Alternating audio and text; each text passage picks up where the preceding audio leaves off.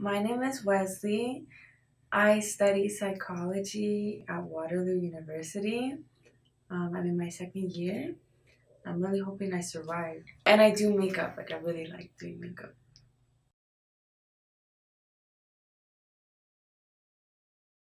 When reflecting on your childhood, were there any signs that hinted at your future passion for makeup? Yes. I think back when I lived in Guatemala, which is where I'm originally from, my mom signed me up for like I think it was a parade. And in that parade, she did my makeup. And I think that was like the first time ever that I did my makeup. And I was very little. I was like 5. I don't remember it that much, but I do remember her telling me not to get like too comfortable with makeup or whatever because that was the only time I was going to wear it because I was little, right? Were you always interested in doing makeup on other people?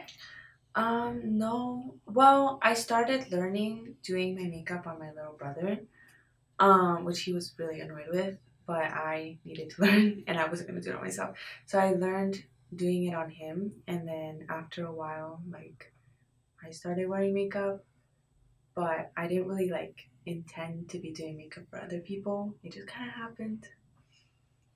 What is your creative process when crafting a makeup look for yourself? Is it the same when you do makeup on others? On myself, I think I'm a lot more chaotic when it comes to what I do. I just kind of test things, and then if they work, they work. If they don't, I like wipe it off. If it's on others, I usually go to Pinterest because I don't want them to be like, "Ew, this looks bad," or like I don't know, like having to wipe it off because I know it's like frustrating for me and it's frustrating for them. So I usually try to get some kind of idea beforehand if I do makeup on someone else. How do you get to know your clients? I guess I talk to them. I know you have a birthday party and I love the outfit. Thank So you. I have some ideas of what Okay. makeup look I'm gonna do on you. I have one client who doesn't like really heavy makeup. And I only learned that from talking to her. I don't really want foundations because no, I'm not a fan of foundation and things sticking to my face. It's really important to kind of like have that communication open because they don't want makeup that's not going to look good on them or that they don't like or that they aren't comfortable with. And I obviously don't want to discomfort them with whatever that I do. Can you tell us a story where you did a makeup look on the client and the person loved it? Hmm. What did you think? Like, how did that make you feel? And did that have like any impact on like how you view the way you do makeup, or like did that inspire you to do more makeup on other people? I did do this like white swan look once, and I thought it was fierce as fuck. And my client thought that it looked really good too. So obviously, like while I was doing it, I was like, "Oh my god, like this is turning out so much better than I thought it would." Right? Um, yeah, like I just get excited. I think when I see that it like looks good and my client likes it too. So. Can you tell us a story about a time when you did makeup look on a person and they didn't like it? What happened? How did that make you feel? Well, I don't know for sure if my client didn't like it. Usually, like the response that I want is like, "Oh my god, yes! Like this looks really good," and then that wasn't the response. So I was like, "Okay, I need to fix something." So I just like asked my client to wash their face, and then we clean them up, and then I started looking through Pinterest again and kind of like went at it at a different angle, and then it ended up being okay. But like, it's really important to like check in while you're doing makeup on someone. Okay, so just let me know what your thoughts are so far. Look at it. I still need to do like an upper look, but if there's anything you want me to change, I will. Okay. You can go Okay. on. I'm like, Prepare yourself because it's a little dramatic. oh my, that like It's cool, right? it gave me like Spider-Man almost. Yeah.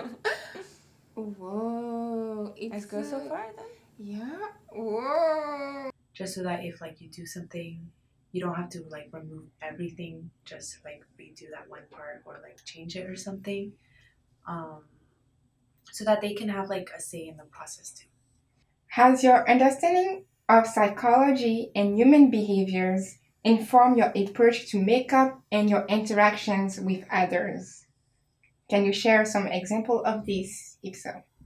I don't, maybe it affects my interactions with others. I don't know if it does, but it definitely doesn't like affect my makeup, I don't think. Just because again, like you talk to the client and then that's how you figure out like what they kind of like and you show pictures or whatever, right? Um I don't think psychology has anything really to do with it because it's not, I don't know. And I'm also only in second year. I don't think I psychoanalyze people in that way. It's kind of silly. What do you think empathy is? And like, does it relate to the way you do makeup or interact with your clients or your work in general? Um, well, empathy, I think, is caring about other people. I guess it does have like some kind of influence on when I do makeup on other people. Again, because like it's a service that I'm providing for someone else. So I want them to be comfortable, whether that's like using clean brushes, using like clean materials, like listening to them, communicating with them, things like that. So I think it is important to be empathetic while you're doing someone else's makeup. What are some of the challenges you face when doing makeup? Why do you think this moment have been particularly difficult? I struggle with eyeliner. I do it like almost every day, but like getting like the perfect flick is really hard. Sometimes I feel like I've definitely gotten better, so that's something I guess I struggle with. Also I don't like doing eyeshadow. Like not on myself, on other people it's like great, but on myself I don't like doing it. How do you navigate these moments? Like, have you developed any strategies to overcome them? Like when you want to do a makeup look on yourself with eyeshadows, like how do you go about that knowing that you don't necessarily like doing eyeshadows on yourself? Mhm. I'm usually just like messy with it when it's on myself. For other people, I try to be more like obviously because they're clients, but I'm more careful. Like I use a lot of more brushes to kind of make sure everything's blended out. For me, I use like my fingers and I just like go at it. Because I feel like it just looks better when I do it like that on myself. I'm gonna read you a little quote and I want to know your thought and input on that as a makeup artist. Okay. Makeup is the window into who people want to be. Um, I guess, but it's not like makeup changes. I guess some people use makeup to like change things in their face. I mean, like I definitely have more sparse eyebrows than it looks right now because I've got makeup on. But I feel like there's only so much that you can change with makeup at the same time. Well, depending, right? If it's like special effects makeup, then that's a different situation, right? But like with the makeup that I do, there's only so much that you can change. So, and it's also like you shouldn't be going at it from the perspective of like, okay, like I want to change my features. You should be going at it like, okay, there are ways that I can like make my features really pop. It's not really something to like change your face or something. I see it more as like this like opportunity to be creative. Can you expand on your identity? So I'm queer, like in all ways, basically. So what I noticed was that people are gonna dislike you without even knowing anything about you, right? So you might as well look slay while you're doing it, you know, you might as well. How has your journey in makeup artistry contributed to your self discovery? Doing my makeup kind of coincided with getting more confident with myself. Like the more confident I got in myself and like all of my identities and everything, the more it was like, okay, like I don't really care if I'm walking around, I don't know, like at 8 in the morning on campus with like a bright red ass like lipstick. And people are like, what the hell? Like I don't really care anymore. right? Because it's something that makes me happy and I like the way it looks. When you're like doing makeup on like different skin tones and stuff, Mhm. do you keep in mind of like the different colors that you use, like warmer tones, cooler tones? Mhm. Like, is that something that you make sure that you will be happy with and your client Oh, will also sorry. be happy with?